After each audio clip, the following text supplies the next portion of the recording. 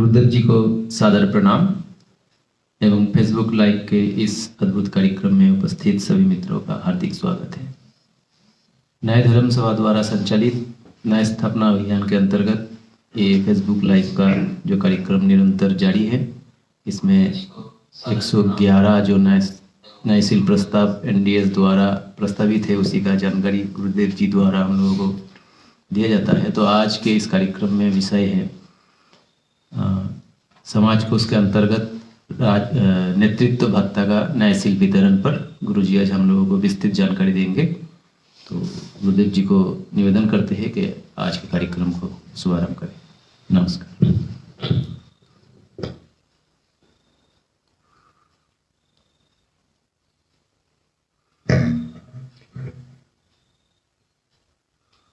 न्याय धर्म सभा के इस FB लाइव कार्यक्रम में सभी का स्वागत है। रविवार को यह कार्यक्रम प्रसारित होता है।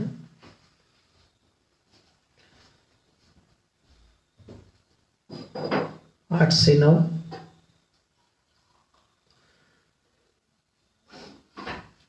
शाम को, जो कि सभी लोग उपस्थित रहते हैं और आप सब आसानी से इसमें सम्मिलित हो सकते हैं और पूरे प्रोग्राम में अपनी भागीदारी निभा सकते हैं। बहुत कुछ सुनने लायक, समझने लायक, अपनाने लायक सामाजिक और राष्ट्रीय स्तर पर न्याय धर्म सभा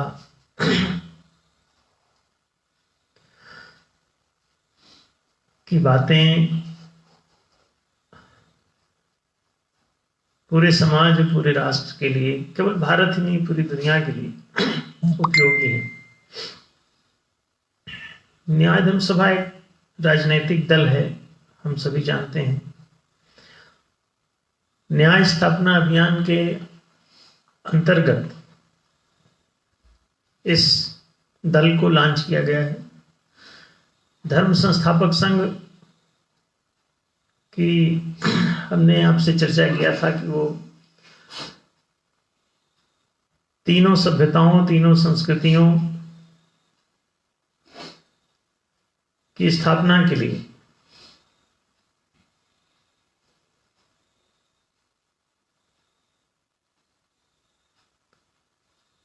काम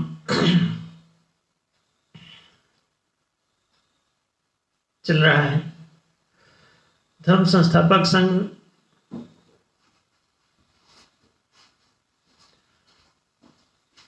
मूलतः 3 सभ्यताओं को प्रतिष्ठित कर रहा है, जिसमें देव सभ्यता, मानव सभ्यता और तीसरी एक जो चल रही है, जिसमें दान पुण्य ही धर्म होता है और उसे दानव सभ्यता कहते हैं। जब केवल दान में कम कलयुगी हो जाते हैं लोग, तो एकमात्र दान आदि धर्म ही शेष रह जाता है। नाम मात्र का धर्म रहता है, व्यक्तिवादी चिंतन रहता है, व्यवस्था स्वयं व्यक्तिवाद से ग्रस्त रहती है। उसका परिणाम ये होता है कि उसमें कोई लोकतांत्रिकता नहीं रहती। कहीं कोई लोकतंत्र हो भी तो उसे वास्तविकता प्राप्त नहीं रहती। तो इन तीनों सभ्यताओं को प्रतिष्ठित करने के लिए धर्म संस्थापक संघ काम कर रहा है, जिसमें देव सभ्यता प्रेम धर्म पर आधारित होती है, मानव सभ्यता न्याय धर्म पर आधारित होती है और दानव सभ्यता पुण्य धर्म पर आधारित होती है। दैत्यों, पशुओं को दान पुण्य सिखाकर उन्हें दानवी जिंदगी जीने के लिए प्रेरित करना ही तीसरी सभ्यता का या पुण्य धर्म सभा का काम है। न्याय सभ्यता उससे ऊंची है जो मनुष्य को दानव नहीं बल्कि मानव बनाती है। मानव में सभी का मान, सभी का हित सुरक्षित रहता है। समान हितों के लिए सहमत व्यक्तियों का समाज ही मानव समाज कहलाता है। इसे न्याय समाज भी इसीलिए कहते हैं क्योंकि न्याय के सिद्धांत पर यह आधारित होता है। न्याय में मौलिक रूप से व्यवहारिक विषय शामिल होता है। इसमें निजी चरित्र की स्वतंत्रता होती है, पारस्परिक व्यवहार की प्रतिबद्धता होती है। तो पारस्परिक व्यवहार न्याय के द्वारा प्रशस्त नियम, नीति, निर्णय द्वारा प्रतिबद्ध हो।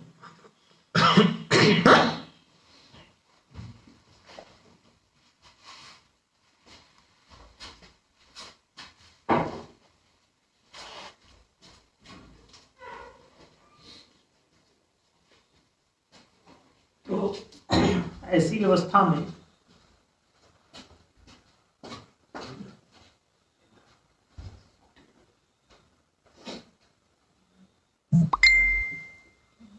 थोड़ा विद्युत व्यवधान के कारण सभी को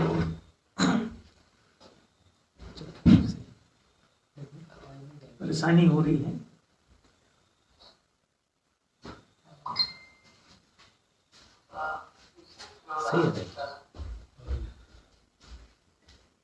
तो आप सभी को अंधेरा दिख रहा होगा शायद, इसके लिए नहीं दिख रहा है। सही है। हाँ। ठीक है। तो हम लोग बात कर रहे थे कि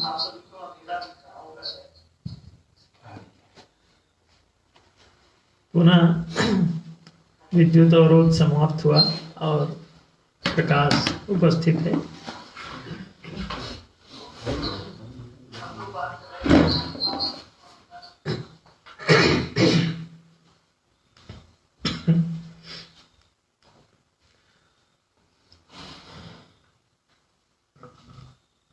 व्यवधान के लिए खेल है।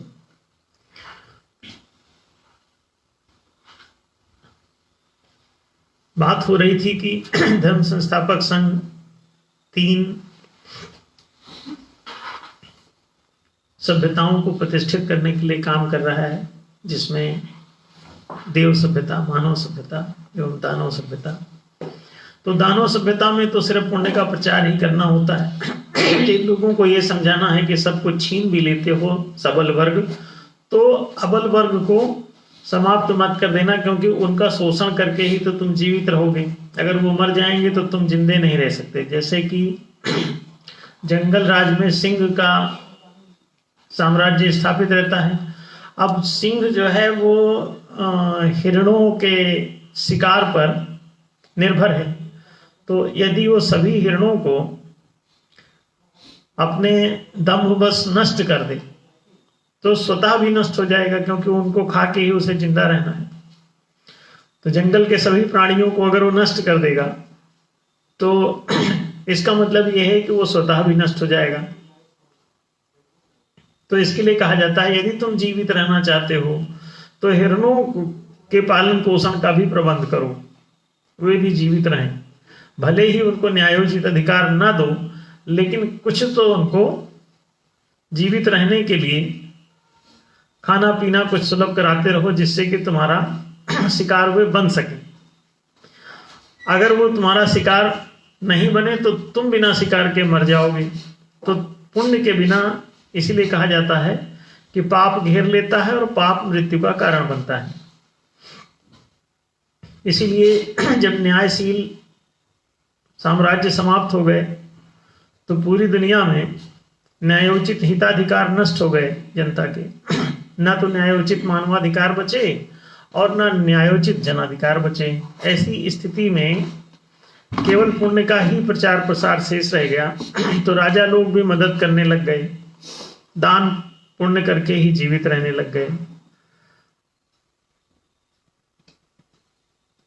तो ये दानव धर्म ही प्रचलित रह गया। कलयुगी हो गए सब लोग। द्वापर त्रेता सतयुग जैसी कोई बात ना रही। तो ऐसी स्थिति में केवल दान पुण्य करते हुए, दान एकम कलौ युगे कहा गया है, जब सब कुछ कलुषित हो जाए, चारों तरफ जंगली वातावरण ही शेष रहे, तो ऐसी स्थिति में दान का उपदेश किया जाता है कि दान करना सीखो और दान करने से तुमको पुण्य प्राप्त होगा। तुम्हारे पाप जो है, एक पुण्य से एक पाप कट जाया करेगा। उसके समकक्ष पुण्य करते रहो तो पाप कटता रहेगा। तो पाप काटने की विधि ही पुण्य है। तो आसुरी प्रवृत्ति के लोगों को, क्योंकि वो पूरा जीवन ही पाप कर्म में लिप्त रहते हैं, आपराधिक कृत्य या न्याय ही करते रहते हैं, तो उनको फिर बचाना कैसे, वो जिंदे कैसे रहेंगे। अपने आपराधिक कृत्यों के कारण भले ही उनको, क्योंकि राजा हैं वो सब, तो उन्हें दंड कौन देगा, तो दंड तो उन्हें अपराध का नहीं मिल पाएगा सामाजिक रूप से अथवा राजनैतिक रूप से। राज्य पर उनका कब्जा रहता है और मंत्री राजा सब उनके कब्जे में रहते हैं, उनके अधीन हो जाते हैं, क्योंकि राजा ही मंत्री की नियुक्ति करने लगता है। पहले लूट के वो कोई स्टेट हथिया लेता है, फिर उसके बाद अपनी मर्जी का मंत्री नियुक्त कर लेता है। तो मंत्रणा उससे देने की या उससे लेने की कोई स्थिति नहीं है। मंत्री उसको क्या मंत्र देगा, तो अगर वो उसके विपरीत उसकी बदमाशी की कोई सलाह दे दे, जैसे विदुर ने धृतराष्ट्र से कहा कि सारी बदमाशी की जड़ तो दुर्योधन है, जिसकी वजह से इतना भारी विनाश आसन्न है, संभावित है, तो आप केवल उसको पकड़ लो, अरेस्ट करो और उसे सजा दो, बाकी सब खत्म हो जाएगा। तो मंत्री की बात क्यों मानेगा। तो कहते हैं कि विदुर जी छोड़कर चले गए उसको। तो जब मंत्री वो अपनी मर्जी का नियुक्त करेगा, वास्तव में न्यायोचित व्यवस्था क्या है कि उसमें मंत्री के द्वारा राजा की नियुक्ति होती, क्योंकि ऊपर वाला नीचे वाले को नियुक्त करेगा, नीचे वाला ऊपर वाले को कैसे नियुक्त करेगा। नीचे का पदाधिकारी ऊपर का पदाधिकारी को कैसे नियुक्त करेगा अपने अंडर में, तो ये तो उल्टा हो जाएगा ना। जैसे किसी दफ्तर में चपरासी लोग अपना मैनेजर नियुक्त कर लें, तो ऐसा क्या हो पाएगा सही? नहीं, उल्टा होगा। जो बड़ा पदाधिकारी है वो अपने छोटे पदाधिकारी की नियुक्ति कर सकता है, लेकिन छोटा पदाधिकारी बड़े की नियुक्ति करेगा, उसको शपथ दिलाएगा। मंत्रियों को शपथ दिलाने लगा राजा। अभी भी राष्ट्रपति मंत्रियों को शपथ दिलाता है। आप ध्यान देंगे तो बहुत कुछ उल्टा उल्टा दिखेगा आपको। शपथ की जरूरत किसी मंत्री को थोड़ी ना होती है। अगर उसको शपथ दिलाना पड़ेगा तो इसका मतलब उसमें भटकने का चांस है, इसलिए शपथ दिला रहे हो कि कसम खाओगे तुम ऐसा ही करोगे। शपथ माने कसम। इसका मतलब संभावित है कि वो गलत काम कर सकता है, तो शपथ उठाना पड़ रहा है उसको। तो इसका मतलब वो पूर्णतः शुद्ध व्यक्ति नहीं है। तो जो शुद्ध नहीं है उसके द्वारा नियम, नीति, निर्णय अथवा विधायन, मंत्रित्व और न्याय कैसे होगा। नेतृत्व अंधा है तो नेतृत्व कैसे करेगा वो। तो जिसके नेत्र खुले नहीं है, जिसको कोई ज्ञान विज्ञान नहीं है, जो निष्पक्ष न्यायकारी नहीं है, जो समदर्शी नहीं है, जो सर्वहितकारी नहीं है, जो सर्वव्यापी नहीं है, तो उसको ऐसे अपात्र व्यक्ति को नियुक्त करके क्या होगा, जिसको शपथ दिलाने से रोका जाए। तो जाहिर है कि ये उचित नहीं होगा। तो आप समझते हैं कि जो दानव सभ्यता है उसमें सब कुछ उल्टा उल्टा होने लगता है। वहां सब जंगल राज है। तो जंगल राज में आपने सुना होगा एक श्लोक है, कोई एक शायद पंचतंत्र का, स्वविक्रमार्जिते राज्यम स्वयं मृगेन्द्रता नाभिषेको न संस्कार सिंहस्य क्रियते मृगई। मृगों ने माने हिरणों ने सिंह का न स्वागत किया न सत्कार किया, ना उसको स्वीकार किया, वो स्वतः बलपूर्वक अपने बल विक्रम से उनके ऊपर चढ़ बैठा। स्वविक्रमार्जिते राज्यम और स्वयं मृगेंद्रता, उसकी मृगों पर उसकी प्रभुसत्ता कैसे बैठ गई? वो जबरन चढ़ बैठा। तो जंगल राज कैसे आता है? जब जनता की स्वीकृति के बिना ही उसके सर पर कोई चढ़ बैठे। धड़ को अगर सिर स्वीकार ना हो, सिर को अगर धड़ स्वीकार ना हो, धड़ के ऊपर सिर को रहना है। अब धड़ कहता है हमको बोझ नहीं ढोना है, अभी स्वीकार कर लेगा तो आसानी से एडजस्ट हो जाए, और नहीं स्वीकार करेगा तो बहुत मुश्किल हो जाएगी। तो धड़ पर सिर, शरीर के ऊपर सिर लगे और उसकी स्वीकृति से लगे, नहीं तो कंपैटिबिलिटी नहीं बनेगी। कंप्यूटर में कोई ऐसा उपकरण फिट करो जो कंप्यूटर के लिए कंपैटिबल ना हो, तो वो चलेगा? नहीं चलता। तो इसलिए कंपैटिबिलिटी बहुत जरूरी है। और वो तो कह रहे हैं कि स्वविक्रमार्जिते राज्यम स्वयं, जबरन चढ़ बैठो, पूछने की जरूरत नहीं है। अच्छा, पूछ कर बैठोगे, जनता की सहमति से बैठोगे, प्रजा की सहमति से अगर बैठोगे तो क्या होगा? अगर आप दुष्ट हो तो प्रजा आपको सहमति क्यों देगी? आप अगर ये कहोगे कि सुबह हम प्रजा में से एक आदमी का ब्रेकफास्ट करेंगे, एक आदमी का पूरा रक्त निकाल करके एक गिलास उसको चाय की जगह पिएंगे।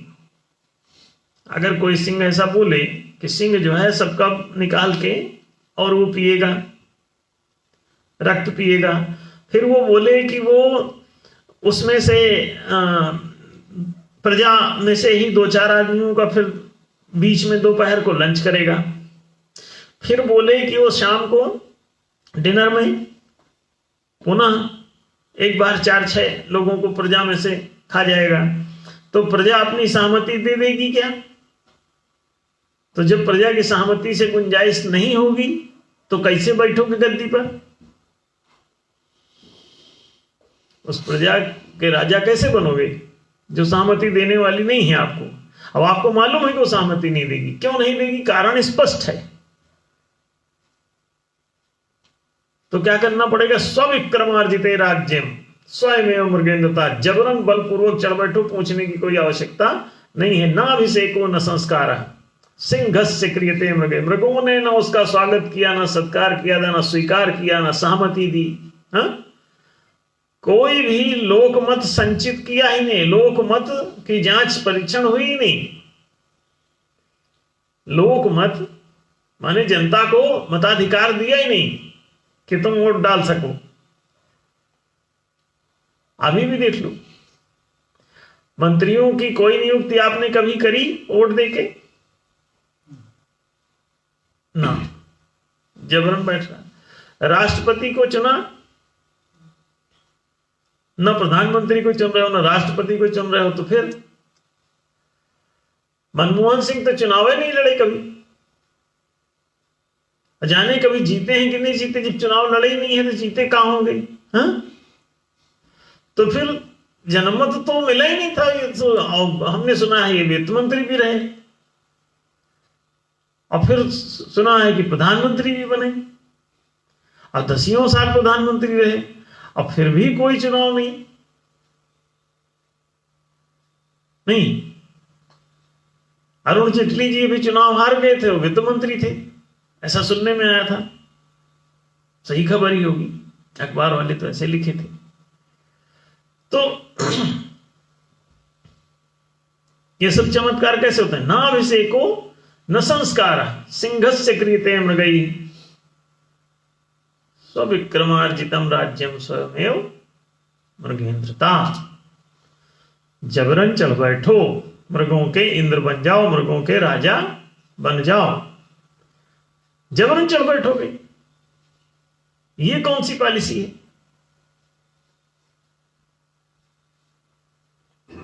है ना? कठिन। तो ये कहाँ की है? जंगल राज की कहानी पंचतंत्र में बताई गई है। तो वो तो आपके समाज में, मानव समाज में भी चल रही। पशुओं के जंगल में जो चल रहा है वही आपके मानव समाज में चलेगा, तो कैसे होगा? अच्छा, और फिर चुन गए तो प्रजा, मान लो गलती से चुन लिया तो उसे हटा भी नहीं सकते। तो मिल्कियत कैसी? प्रजातंत्र कहते हैं इसमें। प्रजा का तंत्र में कुछ चल ही नहीं रहा है और कह रहे हैं ये प्रजातंत्र है। तुम मान लो कि ये तुम्हारा प्रजातंत्र है, तुम ही राजा हो, तुम मान लो, और तुम्हारे हाथ में कुछ है नहीं। तुम अपने लिए शिक्षा बजट तक नहीं बना सकते और बोले तुम्हारा ही तंत्र है। जब तुम्हारा ही तंत्र है तो तुम अपने लिए शिक्षा बजट बना क्यों नहीं लेते हो? अरे प्रजातांत्रिकों, प्रजा में से किसी की हिम्मत नहीं कि अपने लिए शिक्षा बजट बना ले और अपने बच्चों को 70 साल हो गए, 50 लाख करोड़ का बजट, हर साल 50 लाख करोड़ रुपए इस्तेमाल कर जाते हैं स्टेट सेंट्रल सब मिलके, है ना? और आज तक अपने बच्चों को आप शिक्षा नहीं दे पाए। आज भी 70% बच्चे अनपढ़ हैं, है ना? चमत्कार। आप डॉक्टर बनना चाहते हैं, करोड़ों रुपए लग सकते हैं। इंजीनियर बनना चाहते हैं, लाखों रुपए लग सकते हैं। कहां से लाएंगे पैसे? ये लाखों करोड़ों का धंधा ये बहुत भयंकर है। तो ये पैसा आपको कहां से आएगा? राजकोष इतना बड़ा है, 50 लाख करोड़ है, उसमें से सबके लिए शिक्षा का बजट नहीं बन रहा है। हमने 25% बजट पिछले 30 साल से लगातार हम इस पर बोल रहे हैं कि भैया 25% शिक्षा बजट बना लो, 25% रोजगार बजट बना लो, but they don't, they listen it and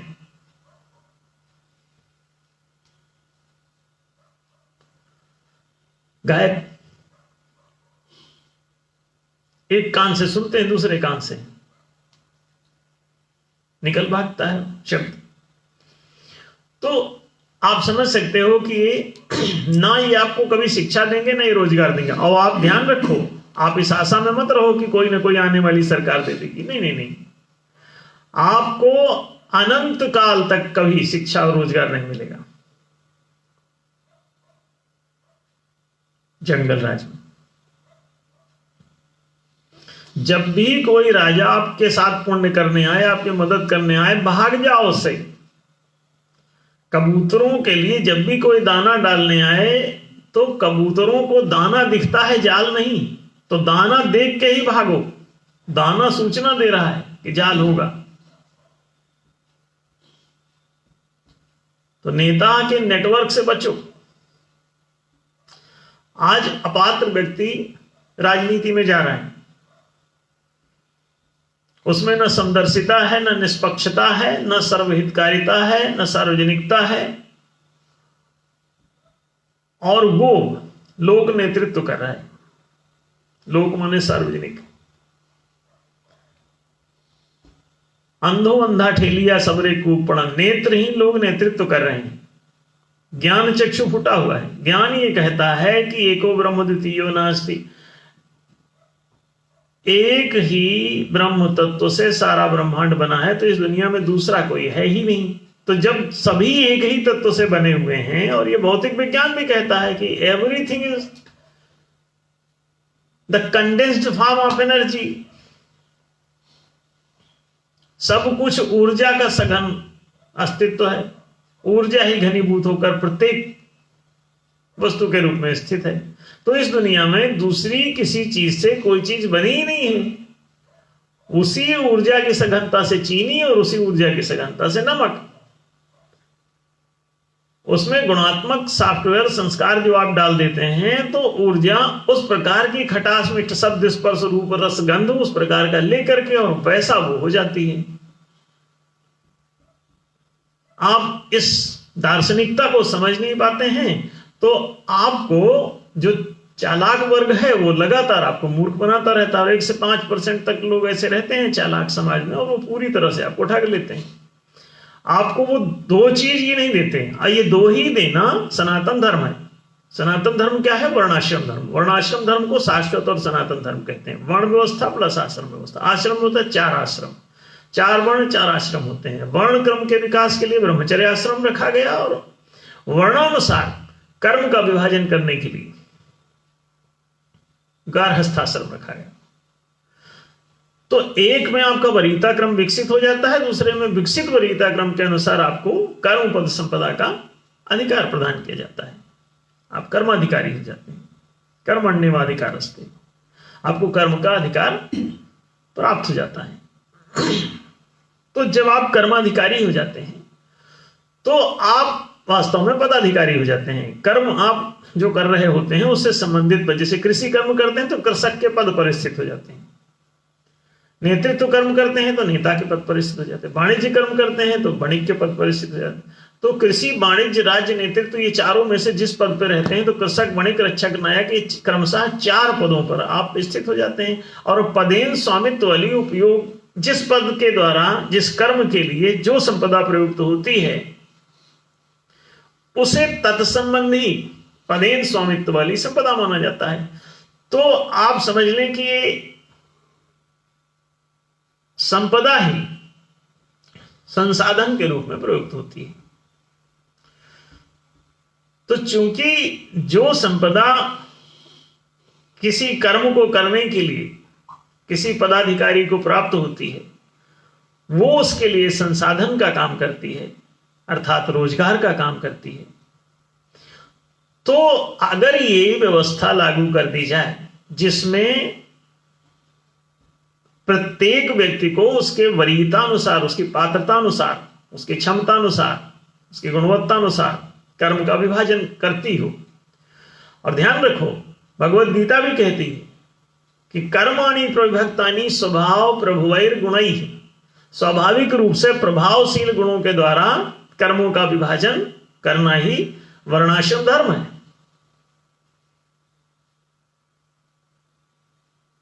कर्माणि प्रविभक्तानि स्वभाव प्रभुवैर गुणैः, गीता का श्लोक है, भगवत गीता का, कृष्ण का वचन।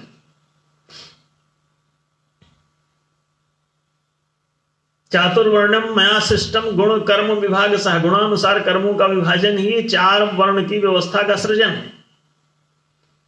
4 वर्णों की व्यवस्था का सृजन कैसे है?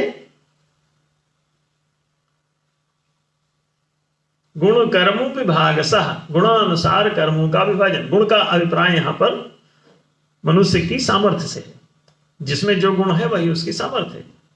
जैसे कि अगर आपको साइकिल चलाने का गुण आप में है तो आप साइकिल चलाने में सक्षम हैं। साइकिल चलाने का गुण अगर आपके अंदर नहीं है तो आप साइकिल नहीं चला पाएंगे। तो गुण कर्म, गुणानुसार कर्मों का विभाजन, जिसमें जो गुण है उसके अनुसार वैसा वो कर्म करे। जिस चीज का गुण है वैसा वो कर्म करे। जिस चीज का गुण नहीं है, क्वालिटी नहीं है, क्षमता नहीं है, पात्रता नहीं है, योग्यता नहीं है, तो उस कर्म को न किया जाए। स्वधर्मे निधनम श्रेय, आगे कहती है गीता कि स्वधर्मे निधनम श्रेया पर धर्मो भयावह। अपने अपने गुणानुसार किए जाने वाले कर्म को करना ही श्रेयस्कर है। तुम उसमें मारे भी जाओ तो भी तुम्हारे लिए उत्तम गति है। जो तुम्हारे लिए स्वाभाविक कर्म है कि ड्राइवर, मान लो तुमको ड्राइविंग अच्छी आती है, तुम्हारे पास हाथ पैर आंख नाक कान सब उसके लिए जो रिक्वायर्ड हैं गुणवत्ताएं, वो सब आपके अंदर हैं। तो अब आप उसी कर्म को करें। उसमें यदि मारे भी जाते हो तो भी तुमको कोई दिक्कत वाली बात नहीं है, उससे तुम्हारा उत्थान ही होगा। लेकिन अगर आप अपने स्वाभाविक गुणानुसार कर्म करते हुए आप यदि जीवन भी पाते हैं तो बड़े दुख का जीवन होगा वो। अस्वाभाविक कर्म करने से, जैसे कि एक व्यक्ति को मान लो कि अगरबत्ती की सुगंध से एलर्जी हो और उसको अगरबत्ती बनाने के काम में ही लगा दिया जाए तो वो उसके लिए कितनी अस्वाभाविक स्थिति होगी, और वो बेचारा कितनी तकलीफ में रहेगा, वहां एविली खाता रहेगा, है ना। और वो जो जिंदगी उसे जीनी पड़ेगी वो कितनी खतरनाक होगी, दुख भरा। तो स्वधर्मे निधनम श्रेया पर धर्मो भयावह। दूसरे के गुणों के अनुसार, कि दूसरे को ड्राइविंग आती है, तुमको ड्राइविंग नहीं आती है, तुम ड्राइविंग सीट पर बैठ गए, पर धर्मो भया। अब ये पर धर्म क्या है, बड़ा भयंकर सिद्ध होने वाला है। क्या कि तुमको पायलट की तुम्हारी कोई न शिक्षा है, ना वैसा प्रशिक्षण है, न ट्रेनिंग है, अब तुम वहां बैठ गए पायलट की कुर्सी पर। अब क्या होगा, विमान में बैठे हुए यात्री तो कांप जाएंगे अगर उनको पता चल गया कि इसको कुछ नहीं पता, उसका क्या खागा। विमानन विद्या में कोई नैपुण्य नहीं है उसका, कोई उसका गुण उसके भीतर नहीं है, कोई उसके अंदर उसकी सामर्थ्य नहीं है, कोई उसकी पात्रता नहीं, योग्यता नहीं उसके अंदर है। अब वो बैठ गया तो क्या होगा, पर धर्मो भयावह। दूसरे के द्वारा किया जाता। दूसरा कौन, जिसके अंदर ये गुण हो पायलटिंग का, वो एरोनॉटिकल इंजीनियर हो, उसको पता हो, वो जानता हो, तो उसकी योग्यता अनुसार वो हुआ। अब उस कर्म को तुम करने जा रहे हो तो क्या होगा, पर धर्मो भयावह, वो भयंकर परिणाम वाला होगा। कैसे कि विमान उड़ाते ही कहीं गिर सकता है, स्टार्ट करते ही, चाबी घुमाते ही मुसीबत हो सकती है, बटन दबाते ही मुसीबत हो सकती है। और भयंकर परिणाम मतलब पूरा विनष्ट भी हो सकता है। कुटुंब सहित नरकै चले साथ लिए यजमान। अपात्र व्यक्ति बहुत खतरनाक है। तो आप समझ सकते हैं कि ये शिक्षा और रोजगार का जो की व्यवस्था है, इसे वर्णाश्रम व्यवस्था कहते हैं। 25 साल ब्रह्मचर्य आश्रम, फिर उसके बाद गारहस्थाश्रम। गारहस्थाश्रम में आपको पूरी व्यवस्था दे दी जाती है। अगर सनातन धर्म वापस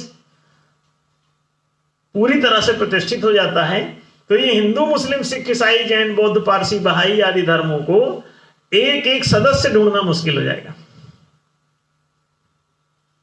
इनके संप्रदायों को कोई एक सदस्य भी ढूंढना मुश्किल हो जाएगा।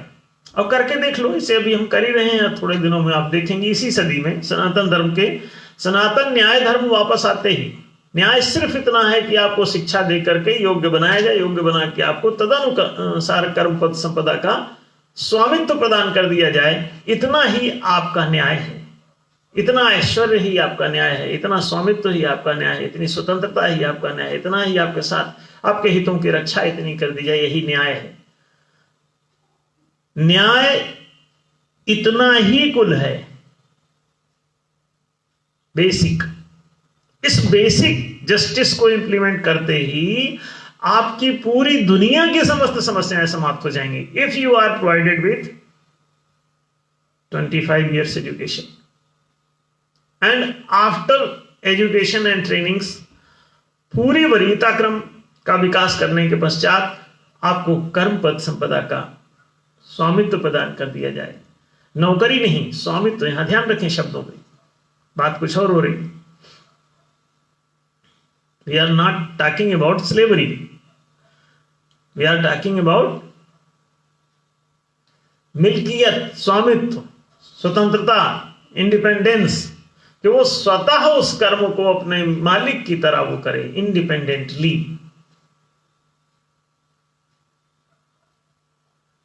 इसे न्याय कहते हैं। न्याय तुमको मालिक बनाता है, स्वामित्व प्रदान करता है, ईश्वरत्व प्रदान करता है, तुम्हारे ऐश्वर्य को भागने नहीं देता। ऐश्वर्य माने यही संसाधन, संपदा, समृद्धि। तो ये सब तुमको सारी समृद्धि न्याय प्रदान कर देता है, सारी छीन झपट समाप्त हो जाती है, और तुम्हारी जो भी पात्रता होती है उस पात्रता के अनुसार इन चार में से कोई ना कोई पात्रता आपकी सिद्ध ही होगी, क्योंकि आप इन चार में से पांचवी जगह कोई ऐसी नहीं है जहां आप रह सको। पांचवा फिर जंगल ही है, पशुता ही है, आप मनुष्य नहीं बचते। फिर आप मनुष्य के सिर में इसीलिए सींग बना दिया जाता है पांचवें के लिए, कि जो आप आसुरी दानवी जिंदगी जीते हैं उसमें आपके सिर में सींग बनाया जाता है, कि ये मनुष्य होते हुए भी पशु है, तो सींग लगा दिया सिर में। तो मनुष्य के शरीर में होते हुए भी ये पशु तुल्य जीवन जी रहा है, ये जंगली है पूरा। न्यायोचित रूप से ये कोई नियम नीति निर्णय स्वीकार नहीं करता। तो ऐसी स्थिति में ये जंगल राज कायम हो जाता है। तो जंगल राज से मंगल राज की ओर जाने के लिए व्यवस्था दी जाती है। हम लोग न्यायशील रोजगार व्यवस्था पे विगत कुछ हफ्तों से बात कर रहे हैं, पिछले 3-4 संडे से ये चर्चा चल रही है। न्यायशील रोजगार व्यवस्था, न्यायशील रोजगार व्यवस्था क्या है? इस न्याय समाज में, इस मानव सभ्यता में रोजगार माने होता है संसाधन। रोजगार माने आपको पूरी दुनिया का राजनेता बताता है नौकरी।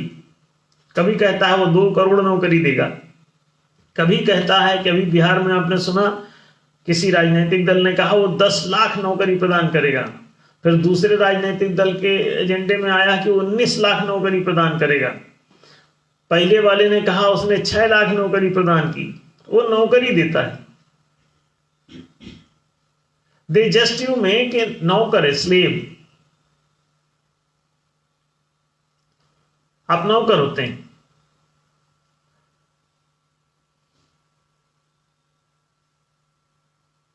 लोग इसको नौकर शब्द को कितना मजाक में लेते हैं। जमाना तो है नौकर बीवी का। तो नौकर माने, नौकर माने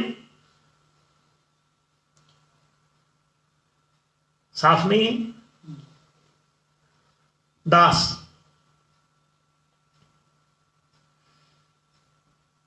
लोग ठाट से बताते हैं इनकी नौकरी लग गई। नौकरी.com पे अप्लाई कर रहे हैं, नौकरी के लिए आवेदन करें, अखबारों में निकलता है।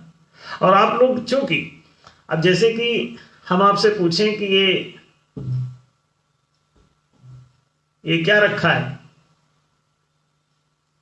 ये कौन सा बर्तन है, नाम बताएं इसका, जोर से बोले। ग्लास। सबको पता है ये ग्लास ही है, सभी लोग सुन रहे होंगे। ग्लास है, पूरे तरह से आप सभी लोग पढ़े लिखे हैं, कॉन्फिडेंट हैं कि ग्लास ही है ये, है ना? देखिए अभी कितना बड़ा एलिविजन है। इसमें ग्लास का कोई लक्षण नहीं है। ग्लास माने होता है कांच। अंग्रेजी की डिक्शनरी उठा के देखो, ग्लास माने होता है कांच। अब ये है स्टील। आप सब कहते हैं ये ग्लास है, पूरी दुनिया कहती है ये ग्लास है, और आपको इसमें कोई संदेह भी नहीं है, कोई मन में शंका भी नहीं रह गई है कि ये ग्लास नहीं है। ग्लास माने कांच ही होता है। अब बताइए, आप सभी लोग ग्लास, और गलत बोलते हुए भी आप प्रसन्न रहेंगे। क्यों प्रसन्न रहेंगे? क्योंकि धीरे धीरे झूठ की जिंदगी जीते रहो तो उसमें भी आसक्ति पड़ जाती है, और आप सुनिश्चित हो जाते हैं उसके सही होने पर कि यही सही है। उसी तरह से अब गुलाम को नौकर कहते कहते कहते कहते बढ़िया सेट हो गए, तो अब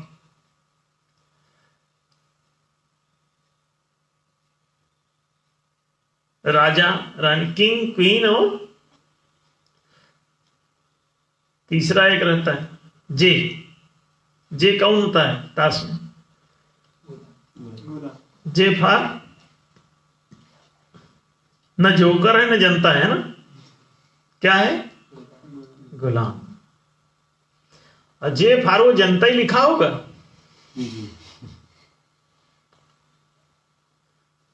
तो राजा माने किंग और क्वीन, और फिर जो बाकी बचे वो तीसरे। तो तीसरे कौन है, कुछ बताना है? जे फार जनता, जनार्दन।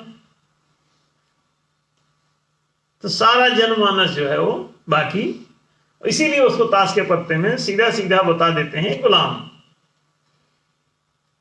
अब भाई तीसरा कौन बचा? एक राजा एक रानी, और दोनों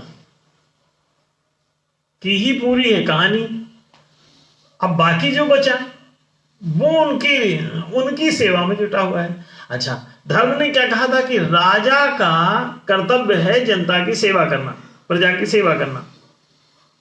माता पिता का कर्तव्य है बच्चों की सेवा करना। आप सबको क्या समझाया समाज ने अब तक कि बच्चों का कर्तव्य है कि वो माता पिता की सेवा करें, और प्रजा का कर्तव्य है कि वो राजा की सेवा करें। समझ गए? माने जो मजबूत है उसके अधिकार, और जो कमजोर है छोटा है उसके कर्तव्य होंगे। ये कैसे बताया गया सब? जबकि होना क्या चाहिए था कि जो मजबूत वर्ग है कर्तव्य उसके लिए होना चाहिए, और जो कमजोर है, जो छोटा है, वो कैसे कर्तव्य करेगा? उसको तो अधिकार की जरूरत है। तो नहीं, अधिकारी ऊपर होता है और कर्मचारी नीचे होता है। अधिकार कमजोर वाले को नहीं दिए जाते, अधिकार दे दिए जाते हैं सब उसको जो मजबूत है, और कर्तव्य दे दिए जाते हैं उसको जो कमजोर है, छोटा है। तो बड़ा अधिकारी और छोटा कर्मचारी, ऐसा बना है ना समाज में। अच्छा, न्यायशील सामाजिक व्यवस्था क्या कहती है कि सारे ही कर्मचारी होते हैं और सारे ही अधिकारी होते हैं। सभी को कर्म करने का अधिकार है, कर्मण्येवाधिकारस्ते, है ना। तो कर्म करने का सबको अधिकार है, तो सब अधिकारी नहीं हुए सिद्ध, तो सब समान हिताधिकारी, और इसलिए सब समान कर्मचारी भी हैं। तो दो भागों में इन बदमाशों ने जो बांटा, वो द्वंद्व की ओर ले गए समाज को, युद्ध की ओर ले गए, विनाश की ओर ले गए, आक्रमण की ओर ले गए। अब इसमें सावधान रहें कि ऐसी स्थिति ना आने पाए। जब आप ध्यान देंगे तो आपको पता चलेगा कि समाज इसी द्वैत के मकड़ जाल में उलझा दिया गया। उन दोनों के बीच, द्वैत के बीच में अद्वैत का पुल नहीं बनाया, सेतु नहीं बनाया। सेतु तभी बनेगा जब सत्य स्वीकार हो, तो सत्य का ही सेतु बनेगा। जहां सत्य नहीं वहां सित नहीं, तो वहां सेतु नहीं। सारी बातें उलट गई। मैं और तू के बीच में पुल नहीं बनाया, संयोजक नहीं बनाया, थ्योरी ऑफ रिलेटिविटी लागू नहीं की कि मैं is always related with to, one is always related with others, everyone is related with every other. तो इन दोनों के बीच को पुल की एक जरूरत है, एक रिलेशन की जरूरत है, और this relation is called religion, which relates, that is religion. Religion relates you, religion relates I with you, you with I. It relates. कैसे? कि तुमको विश्व बंधुत्व और वसुधैव कुटुंबकम की जो घोषणा हुई वैदिक, वो इसी सत्य को जानकर हुई कि द्वैत में अद्वैत की मौलिक स्थिति है। ये जो मैं तू तमाम दिखाई देते हैं, हर एक मैं के सामने हजारों तू खड़े हैं, हाँ? ये दार्शनिक दृष्टि से जब देखा जाता है तो अहम ब्रह्मास्मि के साथ त्वम तदसि है। जो एक है वही दूसरा है, क्योंकि जो तत्व से, जिस तत्व से ये पहला बना है उसी तत्व से दूसरा बना हुआ है। तो अनिवार्य रूपेण सभी मनुष्य समाधिकारी हुए। लेकिन ये आएगा दार्शनिक सत्य के द्वारा, उससे पहले नहीं। अगर आप दार्शनिक सत्य को स्वीकार नहीं करते हैं, ज्ञान विज्ञान खोज के तो आपको बताता है, लेकिन अगर आपको विज्ञान कहता है 2 + 2 = 4 होगा, अब आपको मानना ही नहीं, आप कहते नहीं तो 3 5 ही चलेगा। जब मुफ्तखोरी की लालसा बस, चोरी की लालसा बस, आप 4 छोड़कर 3 5 की बात करते हैं। 2 + 2 = 4 छोड़कर 2 + 2 = 3 या 5 अपनी सुविधा अनुसार नीचे और ऊपर करते हैं, वास्तविकता को छोड़कर उससे नीचे अथवा उससे ऊपर जाते हैं। अगर देना पड़ता है तो कहते हैं उससे नीचे कर लो, और अगर लेना होता है तो कहते हैं उससे ऊपर वाला ले लो। दोनों में, एक इधर भी फायदा एक उधर भी फायदा। और लेन देन करते समय दोनों में कहा जाता है नहीं 4 ही रखो, लेते समय भी 4 ही रखो, देते समय हिसाब किताब। अगर 2 रुपए में 2 रुपए जोड़ना हो, लेना हो तब भी वही करो, और देना हो तब भी वही करो। यह समदर्शिता हुई, ये निष्पक्ष न्याय हुआ। लेन देन को ही व्यवहार कहते हैं, व्यवहार को ही न्याय कहते हैं, व्यवहारिक नियम नीति निर्णय को ही न्याय कहते हैं। तो जब आप इसे समझ जाएंगे तो न्याय पूर्वक आप कर्म पद संपदा का वितरण करने लगेंगे। तो न्यायशील रोजगार व्यवस्था पे जब हम लोग बात कर रहे थे तो 3 बातें हमने आपको बताई। पहले एक कृषि संसाधन है, दूसरा वाणिज्यिक संसाधन है, तीसरा राजकीय संसाधन है, चौथा जो है वो नेतृत्व का एक संसाधन है। अब ये कौन सा संसाधन है, इसे समझने की जरूरत है आपको। आप कृषि संसाधन समझ चुके थे कि कृषि क्षेत्र में लगी हुई सारी संपदाओं को, भूमि, भवन, यंत्र, उपकरण, नगदी, सभी प्रकार की चीजें जो भी कृषि क्षेत्र में प्रयुक्त होती हैं, उन सबको कृषि संपदा अथवा कृषि संसाधन कहते हैं। और जो कुछ भी वाणिज्य कर्म में भूमि, भवन, यंत्र, उपकरण आदि सब चीजें लगी रहती हैं, उसको वाणिज्यिक संपदा कहते हैं। और जो कुछ भी राजकीय कर्मों में प्रयुक्त होता है तो उसे राजकीय संपदा कहते हैं। और जो कुछ भी सामाजिक कार्यों में, सामाजिक संस्थाओं में भूमि, भवन, यंत्र, उपकरण आदि लगे रहते हैं, उसे सामाजिक संपदा कहते हैं अथवा उसे नेतृत्व संपदा कहते हैं। तो सामाजिक संस्थाएं कौन होती हैं? जितना भी मंदिर, मठ, गुरुद्वारा, चर्च, तमाम ईश्वरीय संस्थाएं, ये सब किसके हाथ में है? ये समाज के जो गुरुजन हैं, नेतागण हैं, मार्गदर्शक लोग हैं, इनके हाथ में ये सारी संपत्ति है। राजकीय संपदा किसके पास है? जाहिर है राज कर्मचारियों के पास है। वाणिज्यिक संपदा किसके पास है? देश के वणिकों के पास है या होनी चाहिए। और कृषि संपदा किसके पास है? देश के किसानों के पास है अथवा होनी चाहिए। नहीं है तो होनी चाहिए, अगर है तो ठीक बात है, जिस देश में हो। अभी तो किसी देश में दिख नहीं रही। किसान तो पड़े हैं, अधिकांश किसान तो भूमिहीन माने जाते हैं। कृषि संसाधन में भूमि नंबर 1 पर होता है। जब भूमि नहीं तो बाकी संसाधन क्या करोगे? लेकिन तो कृषि भूमि ही मौलिक रूप से संसाधन है, वाणिज्यिक पूंजी ही मौलिक रूप से संसाधन है, राजकोष ही मौलिक रूप से संसाधन है। अब मोटा मोटा बता रहे हैं। और समाज कोष ही मौलिक रूप से संसाधन है। तो कृषि भूमि, वाणिज्यिक पूंजी, राजकोष और समाज कोष। समाज कोष को दिव्य कोष भी कहते हैं, देव कोष भी कहते हैं।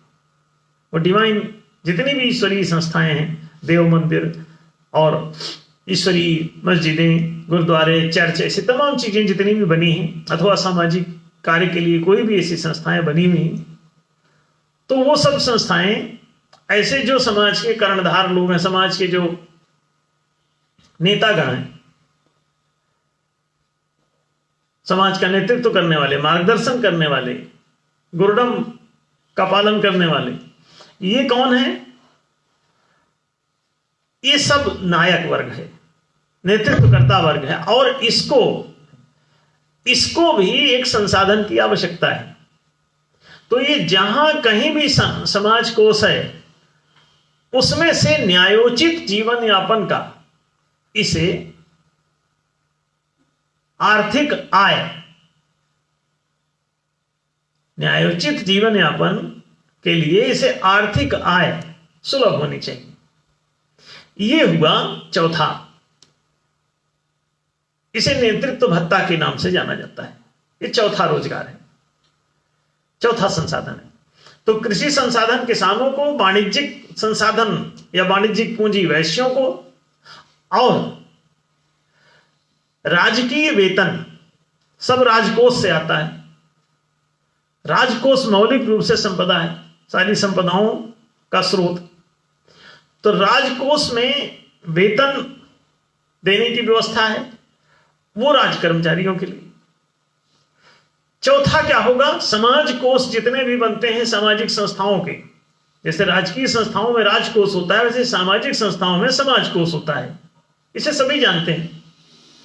समाज कोष में से जो ये समाज का नेतृत्व करने वाले लोग हैं, मठ मंदिर गुरुद्वारों चर्चों आदि में कोई पुरोहित बन के बैठा है, कोई नेता बन के बैठा है, कोई राजनेता बन के बैठा है, कोई वहां का पुजारी बन के बैठा है, कोई अन्य तमाम प्रकार के अपने नाम और रूप बनाए हुए हैं हम लोग, नेतृत्वकर्ता लोग। तो उनको सबको नेतृत्व भत्ता कितना प्राप्ति का अधिकार होना चाहिए? वो जो राजकीय पदों पर चपरासी से राष्ट्रपति तक के लिए एक औसत मध्यम आर्थिक जीवन स्तर जीने के लिए जितनी आय वर्तमान परिस्थितियों में आवश्यक हो, जैसे आज के हिसाब से एवरेज लोग मानते हैं कि 50,000 के आसपास ये राशि हो तो मध्यम स्तरीय जीवन आदमी जी सकता है, आज की मौद्रिक नीति के या मौद्रिक सामर्थ्य के अनुसार। मुद्रा की जो सामर्थ्य है, परचेजिंग पावर जितना उसमें है, उस हिसाब से इतना अगर लोगों के पास सुलभ होता है तो वो जीवन यापन कर सकता है। अब वो हम ही नहीं कहते कि 50,000 ही होगा, हमने एक एवरेज बात कही आज के हिसाब से। ये फ्लक्चुएशन इसमें हो सकता है, कम ज्यादा भी हो सकता है परिस्थितियों के अनुसार। औसत मध्यम दर्जे का एक आय उसको प्राप्त हो सके, राजकीय जितने भी पदों पर लोग हैं, तो उनके लिए जो औसत मध्यम वो मान्य है सीमा, उस सीमा तक इन्हें भी नेतृत्व भत्ता प्राप्ति का अधिकार होगा। उनको वेतन और इनको भत्ता, वेतन उनको क्यों और इनको भत्ता क्यों, और वेतन और भत्ते में अंतराल क्या है, फासला क्या है? वेतन पूरा दे दिया जाता है, उसका हिसाब नहीं पूछा जाता। भत्ता आप खर्च जो करते हैं उसकी भरपाई करना ही भत्ता है। वृत्ति शब्द है मूलतः, अपभ्रष्ट होकर वो भत्ता भत्ता हो गया है। तो ये जो भरपाई की जाती है कि आपने जैसे खर्च किया कोई, तो आपको भरपाई कर दी गई। आप 1 लीटर दूध खरीदे तो 1 लीटर दूध का पैसा दे दिया गया। ये क्या हुआ? भत्ता कहलाया, अलाउंस, कि you are allowed to purchase anything and you will be reimbursed. This is called नेतृत्व भत्ता। तो नेतृत्व भत्ता, लीडरशिप अलाउंस अंग्रेजी में। अब इसे देखिए, ये कितना होना चाहिए? वही औसत मध्यम स्तरीय लिमिट तक कोई भी आप खर्च कर सकते हैं, उतने तक आप विड्रॉवल कर सकते हैं। और अगर आपका 25,000 में ही काम चल गया तो मतलब 25 ही ठीक है, आपको मिलेंगे। 50 तक नहीं जा रहे हो तो कोई बात नहीं, 50 से ऊपर नहीं जा सकते, 50 से नीचे तक रह सकते हो। और उनको 50 पूरा दे दिया जाता है, वो खर्च करें चाहे ना करें, आप ले जाइए वेतन राजकीय पदों पर। नेतृत्व भत्ता के लिए इस लिमिट तक दे दिया जाता है, क्योंकि इनको कोई बचत अचत की जरूरत नहीं रहती। ये बड़े समदर्शी प्रवृत्ति के, स्वयं से स्वयं में संतुष्ट लोग होते हैं।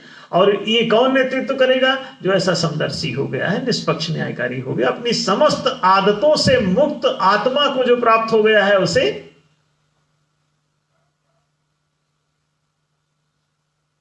नेता कहते हैं।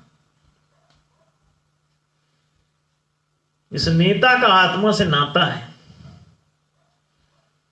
जिसका आत्मा से नाता नहीं है, वो आदत से नाता है जिसका, तो आदतें उसको चलाएंगी। आज का कोई राजनेता आपने देखा जो अपनी आदत का गुलाम ना हो?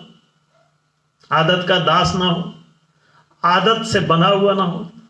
अपनी आदतों से बंधे हुए लोग चल रहे हैं, आदतों से मुक्त होकर के ना वो कोई बात कहते, किसी को हिंदुत्व की आदत है, किसी को इस्लामियत की आदत है। अब देखिए मान्यताओं और आदतों से कितने घिरे हुए लोग हैं। किसी को सिखत्व की आदत है, किसी को जैनत्व की आदत है, किसी को बौद्धत्व की आदत है, किसी को कबीर पंथ की आदत है, किसी को किसी जाति की आदत है, किसी को किसी वंश की आदत है। तो वो अनेक प्रकार की वृत्तियों से ग्रस्त है, वृत्तियों माने आदतों से ग्रस्त है, और ग्रस्त होकर के वो जिंदगी जी रहा है। तो अगर वो हिंदुत्व की वृत्ति से ग्रस्त है तो वो मुसलमानों के साथ, ईसाइयों के साथ, सिखों के साथ, जैनों के साथ, बौद्धों के साथ वो न्याय नहीं कर पा रहा है। वो कहता है जो हिंदू हित की बात करेगा वही देश पर राज करेगा, धन्य हो। और जब हिंदू कहेगा कि तो फिर हमको क्यों सता रहे हो, तो ना बता पाएगा काहे के लिए सता रहे। हिंदू हिंदुओं को बुरी तरह सता रहा है, टार्चर कर रहा है। मुसलमान मुसलमानों को नहीं मार रहे हैं, सिख सिख को नहीं मार रहे हैं, ईसाई ईसाई को नहीं मार रहे हैं, ऐसा है नहीं है।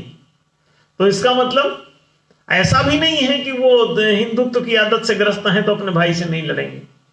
ना ना, जो बदमाश है वो बदमाश रहेगा। और बदमाश कौन है? बदमाश वो है जिसको सत्य प्रिय नहीं, जिसको थ्योरी ऑफ रिलेटिविटी प्रिय नहीं, जिसको मैं और तू के बीच का रिलेशन प्रिय नहीं है।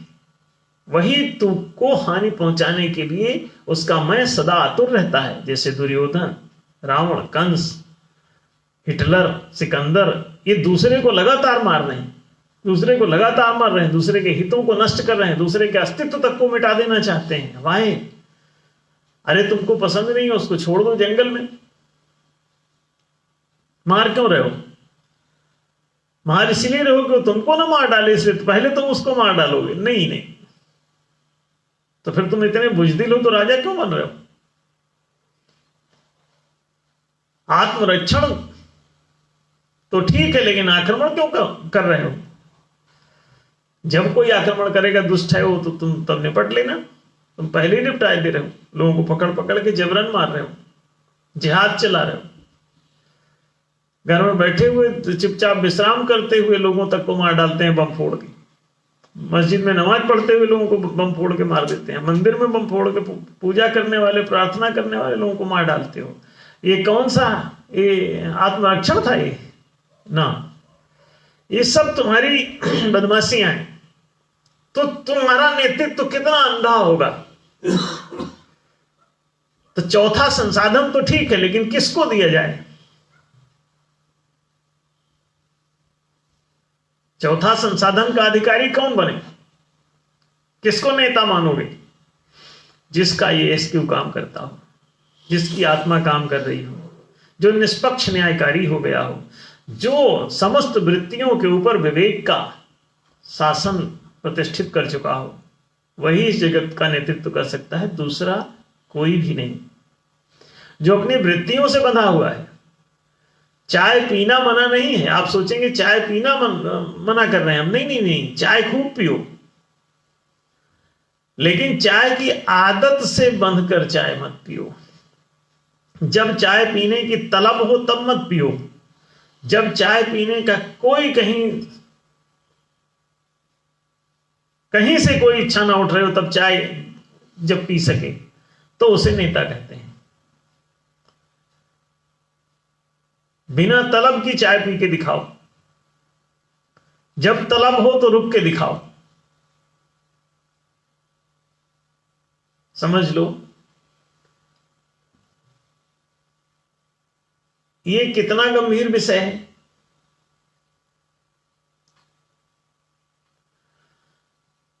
नेतृत्व भत्ता मिले, लेकिन किसे मिले ये भी ध्यान रखें।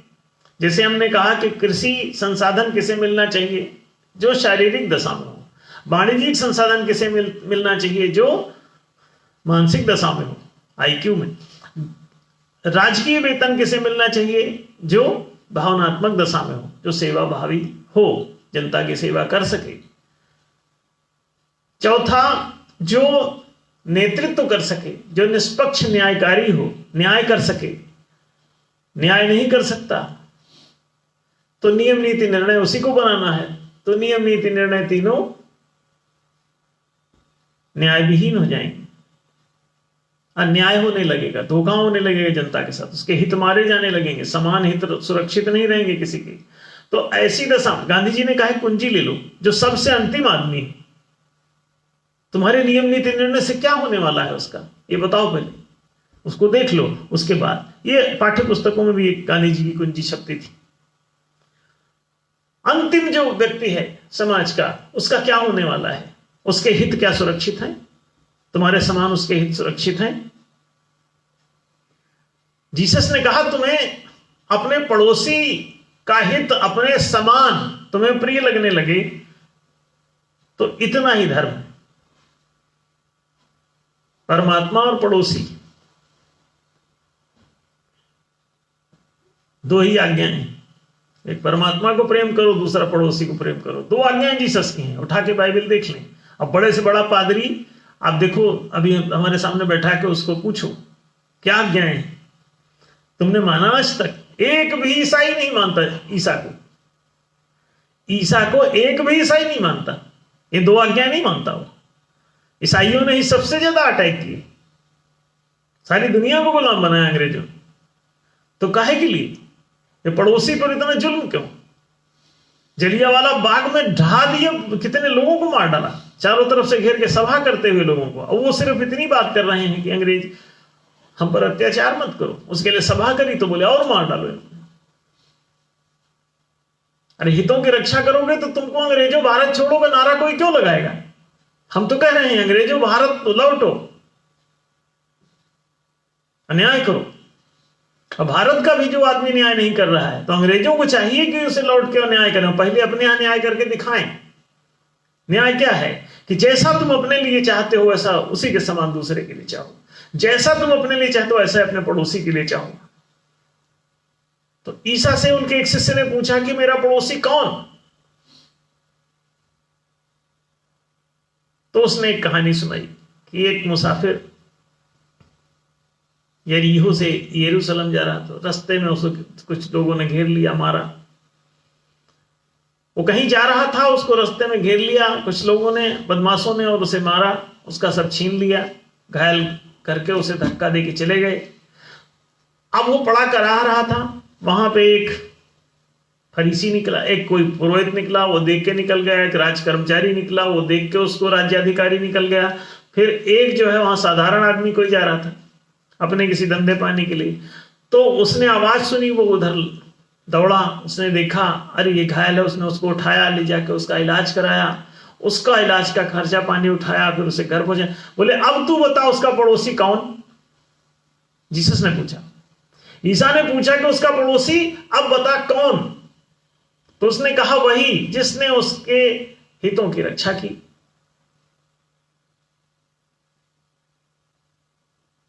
वो उसका पड़ोसी ठहरा।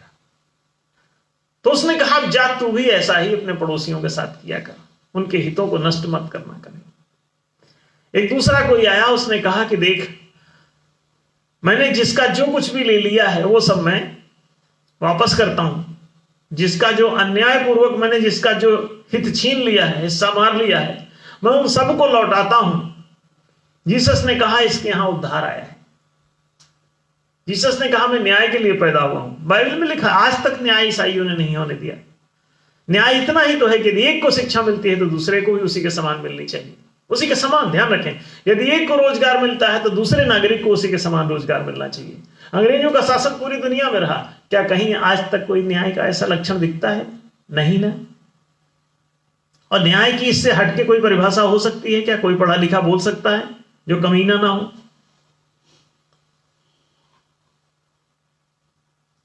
हाँ, 1 से 5% होते हैं दूर।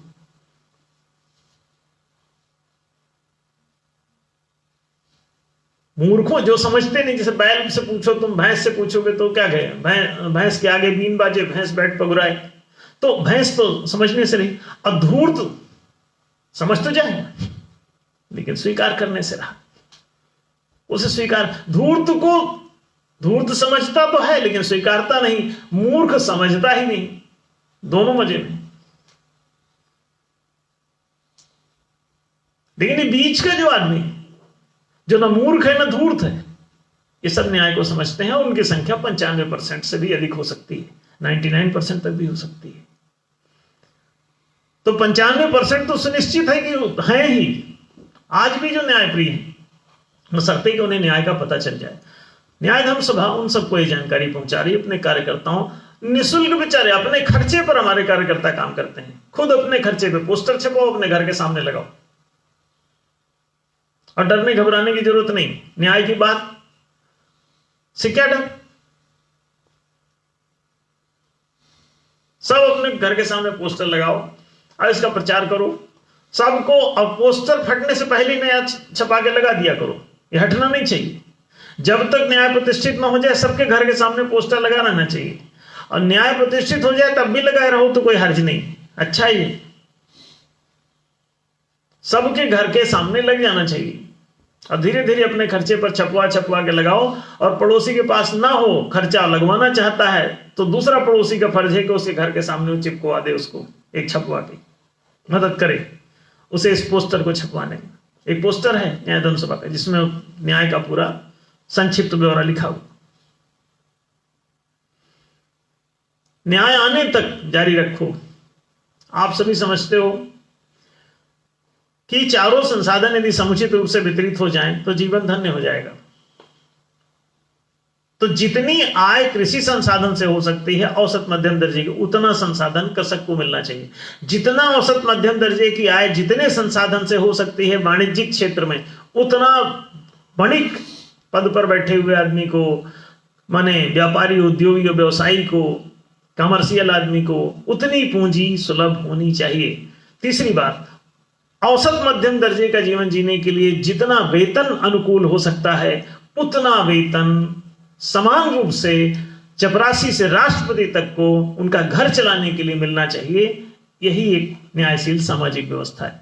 चौथी बात, उतना ही नेतृत्व भत्ता औसत मध्यम दर्जे का प्रत्येक नेता के लिए सुलभ होना चाहिए। जो भी नेतृत्व के पद पर बैठता है उसको ये नेतृत्व भत्ता मिलना चाहिए। अब उसे नेतृत्व करने दो, वो चाहे चुनाव जीते तब भी उसको ये भत्ता मिलना चाहिए, चुनाव हारे तब भी उसको भत्ता मिलना चाहिए। इसलिए क्योंकि वो नेतृत्व करेगा, हर जगह चुनाव तो क्या चोरी करेगा, तो उसे नेतृत्व भत्ता दो।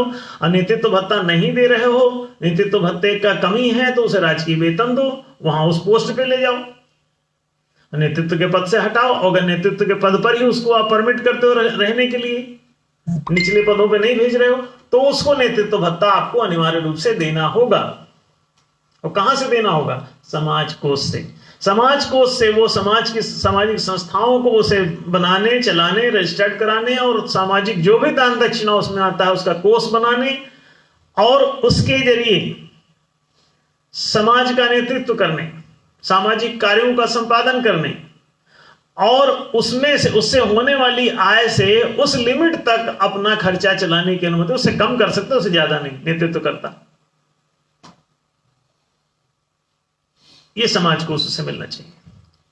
अथवा ये देव सभ्यता ऐसी बसा दी जाए और उनको सबको नेतृत्वकर्ताओं को एक जगह पे रखा जाए और उनका खाना, जीना, पीना, रहना सब एक जगह पे सुलभ करा दिया जाए और उनको सामाजिक कार्य में उनके लिए किचन बना दो, उनके रहने, उनको वेशभूषा उपलब्ध करा दो, उनको रहने की व्यवस्था दे दो, सब रहने दो, वो सब देवता ही है। जो भी ब्राह्मणी स्थिति में वो सब देवता है और वो दूसरे से कभी लड़ाई नहीं कर सकता, सबकी इच्छा में अपनी इच्छा समझता है। ऐसे लोगों की सामूहिक इच्छा में अपनी इच्छा का विलीनीकरण वो रखता ही, अपनी उसकी निजी कोई इच्छा होती ही नहीं दरअसल। तो ऐसा व्यक्ति ही नेतृत्व कर सकता है जिसकी अपनी कोई निजी इच्छा, निजी आदत, निजी मान्यता, निजी आकांक्षा कोई न रह गई हो। जो भी सत्य है वो उसे मंजूर है अपनी सभी मान्यताओं, सभी स्वाभिमानों, सभी अहंकारों, सभी आदतों, सभी इच्छाओं, सभी आकांक्षाओं, सभी चाहतों से ऊपर उठकर वो ऐसी अवस्था में रहता है और ऐसे व्यक्ति को नमन है और उसको नेतृत्व करना चाहिए। ऐसा जो कोई हो गया हो उसे नेतृत्व करना चाहिए, अपनी बाकी समस्त संपदाओं को उसे सरेंडर करके नेतृत्व करना चाहिए। और ये जो समाज कोष है ये उसके लिए पर्याप्त है, इसी में से उसका जो खर्चा चलता है वो चले, अथवा समाज के लोग उसे जो खिला पिला देते हैं उससे काम चलाए। यही नेता है। और जो हजारों करोड़ की संपत्ति रखे बैठा है, कोई बड़ी बड़ी बधशालाएं खोले बैठा है और वो भी नेता बना है, बताइए।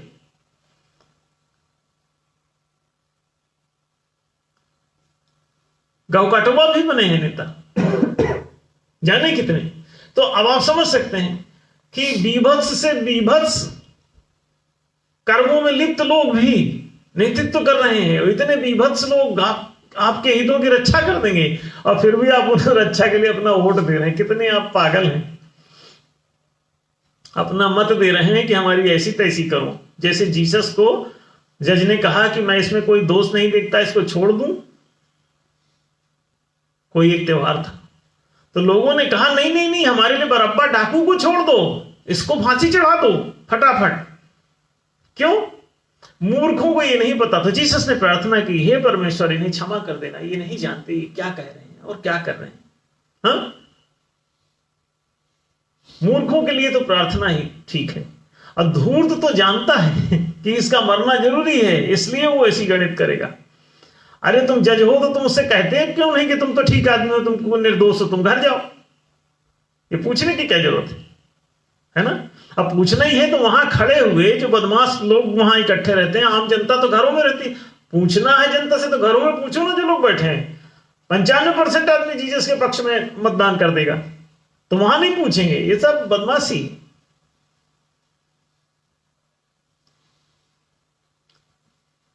आप देख लीजिए, ये 4 संसाधनों का ये मामला है, उनके वितरण का ये विषय है।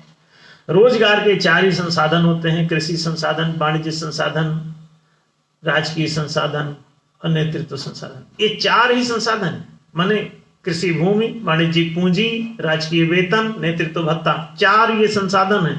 और PQ, IQ, EQ, SQ, ये 4 ही वरीयता क्रम है। शारीरिक, मानसिक, भावनात्मक, चेतनात्मक 4 ही ये क्षमताएं हैं। इन चारों क्षमताओं के लोगों को इन 4 प्रकार के कर्मों में नियुक्त होने का अधिकार होना चाहिए था, न्यायोचित। और उसके बाद उनको इन पदों पर रहते हुए ये 4 प्रकार के संसाधन में से कोई एक संसाधन जिस पद पर वो रहे उसे प्राप्ति का अधिकार होना चाहिए था। ये संक्षेप में आप इतनी बात समझ सकते हैं। और ये अकाट्य बातें हैं, इसमें आप कोई तर्क वितर्क करने की स्थिति में ना होते हैं, ना किसी की दुनिया में औकात है इस पर कोई तर्क वितर्क करने की। ये सब तर्कातीत बातें हो जाती हैं, क्योंकि जो बात सही रहती है 2 + 2 = 4, उसमें तर्क दोगे कोई पगले समझेंगे आपको लोग कि पगलो लो क्या, अब क्या तर्क दे रहे हो, सही तो है नहीं। अब फिर भी तर्क देने की अगर तुम जरूरत करते तो कितने बड़ी, या तो तुम पक्के मूर्ख हो और या फिर पक्के धूर्त हो। इसलिए हमारी बातें तर्कातीत हैं। जब हम जो कह रहे हैं, इसलिए लोग, हम तो यहां तक लोगों से कहते हैं हमारी बात मान जाया करो, फायदे में रहोगे। क्यों? जो बातें सही हैं वही। और आप लोग भी धीरे धीरे इसी तरह हिम्मत जुटाएं और सही आदमी होने की कोशिश करें, और बचपन से धीरे धीरे अभ्यास बनाते रहें तो सही एक दिन हो जाते हैं। जो भी सही बात होती है उसी पर रहना शुरू करो। गलत बात को ऐसी कि नहीं मैं एक पाप करना चाहता हूं, केवल एक पाप क्यों करना चाहते हो? एक ही पाप 100 पाप होता है। यदि तुम्हारी एक पाप की इच्छा है तो इसका मतलब वो इच्छा एक पाप के वो सब पाप करेगी। मैंने समझना, कोई कहता मैं एक ही तो पाप करता हूं बाकी तो मेरा सब सही है, तो इसका मतलब कि सारा ही गलत होगा तुम्हारा। उठा के देखना इसे, पन्ना पलट के जिंदगी की किताब को पढ़ना, तो पता चलेगा कि नहीं वो एक नहीं रहता, वो सारा रहता है। ये जो तुम एक भी करने की इच्छा है ये कहां से आती है? वो इच्छा वो जहर होगा अंदर ना। हमेशा केवल सही बात माना करो, एक का चक्कर नहीं है इसमें। कोई भी हो, इसमें क्या, हटाओ उसको, बाहर फेंको। जो बात सही है तो है, इसमें क्या। हमेशा सत्य की उपासना प्रारंभ करो और आप लोग आपकी बातें तर्कातीत हो जाएंगी। और करके देखो, बहुत मजा आएगा। सारा अहंकार मट्टी मिल जाएगा आपका। आदत ही अहंकार है दरअसल। अब आदत तो सही वाली नहीं, सही की तो आदत ही नहीं होती। सही तो सही जो है वही करना है, उसमें आदत की जरूरत ही नहीं। आदतें तो गलत की पड़ती, सही की आदत कभी आपने सुना नहीं। शत्रुता की आदत पड़ती है, मित्रता की नहीं। मित्रता तो पकड़नी पड़ती है, जाने कब छूट जाए। सत्य पर श्रद्धा करनी पड़ती है, गलत की आदत पड़ जाती है। सत्य तो रोज रोज उसे प्यार करना पड़ता है कि चूक ना जा भैया, तुम निकल ना जाना हाथ से। तो ये समझने बड़ा कीमती विषय है। इस पर हम लोग आगे फिर से बात करेंगे किसी दिन। पर्सनालिटी डेवलपमेंट की भी जरूरत है, पर्सनालिटी डेवलपमेंट पर हम लोग आगे बात करेंगे, वो इसी से संबंधित है। तो संभव है कि अगला जो एपिसोड होगा वो इस व्यक्तित्व के विकास पर रखा जा सकता है और हम लोग इस पर बात करेंगे आगे। तो आज चूंकि समय अधिक हो गया, इसलिए आज के कार्यक्रम को यहीं विराम दिया जाता है।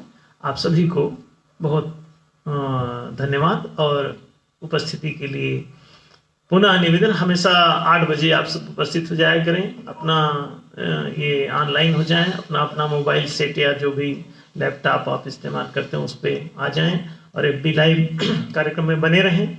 इस पे अगर आप समझदार और जरा भी ईमानदार और बुद्धिमान हैं तो इसमें बने रहना पसंद भी करेंगे। और मूर्खों और धूर्तों का ना कोई आमंत्रण है, वो जैसा जीना चाहे वो जीते रहे, और 5% जमीन छोड़ दी जाएगी उनके लिए, एक तरफ जहां रहना चाहेंगे वहां रहेंगे। आप सभी का बहुत बहुत धन्यवाद।